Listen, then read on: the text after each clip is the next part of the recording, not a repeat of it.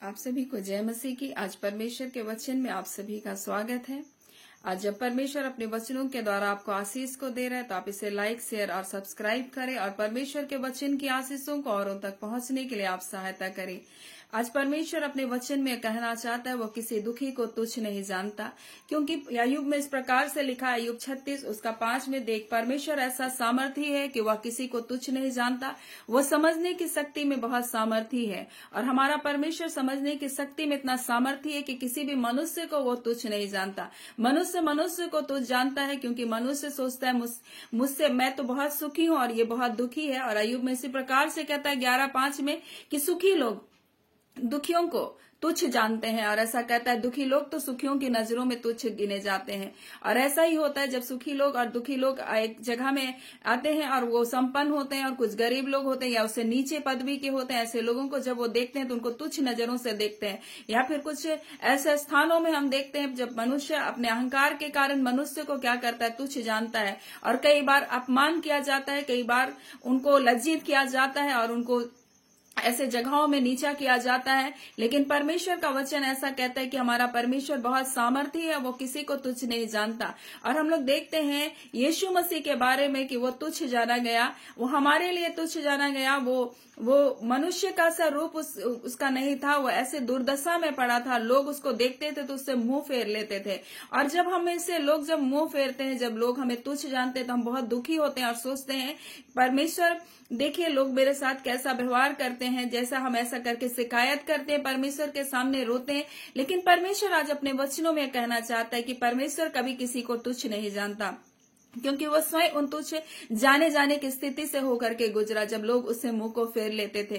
और हम लोग देखते हैं परमेश्वर दुखी को कभी भी तुच्छ नहीं जानता। हम लोग लिया और राहेल के बारे में देखते हैं, जब अय्यूब राहेल से विवाह करना चाहता था और परंतु उनका विवाह सबसे पहले लिया से हो गया, और जब लिया से हुआ तो लिया अप्रिय गिनी गई। और जब परमेश्वर ने देखा कि लिया अप्रिय गिनी गई, हम लोग उत्पत्ति उसका 29 का 31 में देखते हैं, जब यहोवा ने देखा कि लिया अप्रिय गिनी गई तब परमेश्वर ने उसकी कोख को खोला, परंतु राहेल वहां पर बांझ बनी रही। यहाँ पर परमेश्वर ने उसके दुख को देख करके उसकी सुधि ली। हम लोग हाजिरा के बारे में देखते हैं, जब सारा ने हाजिरा को अब्राहम के पास भेजा और जब गर्भवती हुई और सारा ने सुना कि वो गर्भवती है, तब उस समय वो क्या करने लगी, वो हाजिरा को दुख देने लगी और वो उसकी नजरों में तुच्छ गिनी गई। और यहाँ पर देखते हैं हाजिरा वहां से भाग चली, क्योंकि वो दुख देने लगी। इस संकट को देख करके वो वहां से चली गई। तब परमेश्वर का दूत उसको जंगल में मिला और उससे बातचीत किया और उससे कहा, देख तू गर्भवती है, तू पुत्र जनेगी, तो उसका नाम इस्माइल रखना, और यहोवा ने तेरे दुख का हाल सुन लिया है। ऐसा करके परमेश्वर का दूत उनसे कहता है। और सचमुच जब हम दुखी होते हैं, निराश होते हैं, कोई हमारे हाल को जाने या ना जाने, परंतु परमेश्वर हमारे हाल को जानता है और वो किसी दुखी मनुष्य को तुच्छ नहीं जानता। क्योंकि अय्यूब 36 उसका 5 में इस प्रकार से लिखा, देख वह परमेश्वर सामर्थी है, और बोलता है उसके समझने की शक्ति में वो सामर्थ्य, इसलिए वो किसी को तुच्छ नहीं जानता।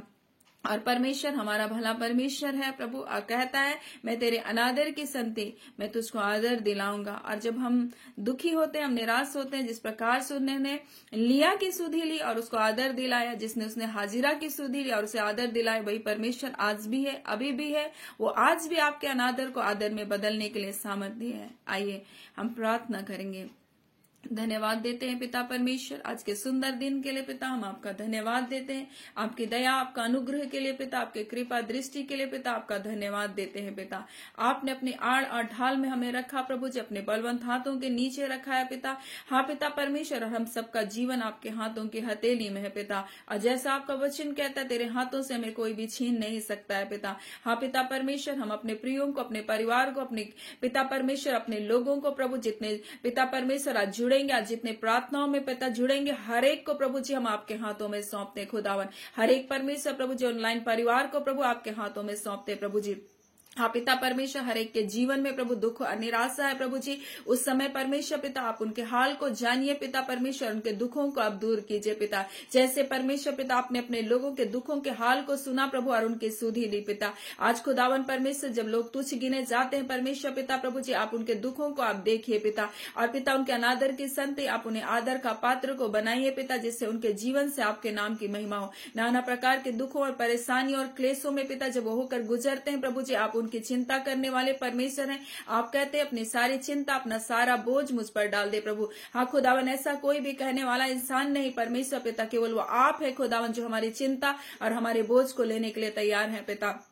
खुदावन आज इन सब के बोझ और चिंताओं को आप ले लीजिए। ये बोझ उठाना तो जानते हैं पिता, परंतु आप देना नहीं पिता, आपको देना नहीं जानते खुदावन, परंतु आज पिता ये अपने बोझ को आपको देने पाए प्रभु जी। और खुदावन परमेश्वर अपने जीवन में आनंद को, वो विश्रांति को पाने पाए। खुदावन परमेश्वर आज के दिन के लिए हम इन सब के लिए जय और आशीष की घोषणा को करते यीशु के नाम से प्रभु। आपकी आशीष हर एक के जीवन में आने पाए, आपकी शांति, आपका आनंद प्रभु उनके परिवारों में आने पाए। हर प्रकार के लड़ाई और झगड़े और क्लेश की आत्माएं परिवारों को छोड़ करके जाने पाए, शांति की आत्मा परिवारों को छोड़ करके जाने पाए। और आज के दिन प्रभु जी बड़ी जय इनके जीवन में आने पाए। धन्यवाद देते हैं पिता आज के दिन की सारी आशीषों को जो आपने हमें दिया प्रभु। आप हमारे अपने आड़ और ढाल में हम सबको रखे हैं पिता, आपका धन्यवाद देते हैं। सारी बातों के लिए पिता आपको आदर महिमा देते हुए पिता प्रार्थना हम यीशु के नाम से मांग लेते हैं। दया सुने अनुग्रह से ग्रहण कर लीजिएगा। आमीन। परमेश्वर आप सबको बहुत ऐसे आशीष दे। आमीन।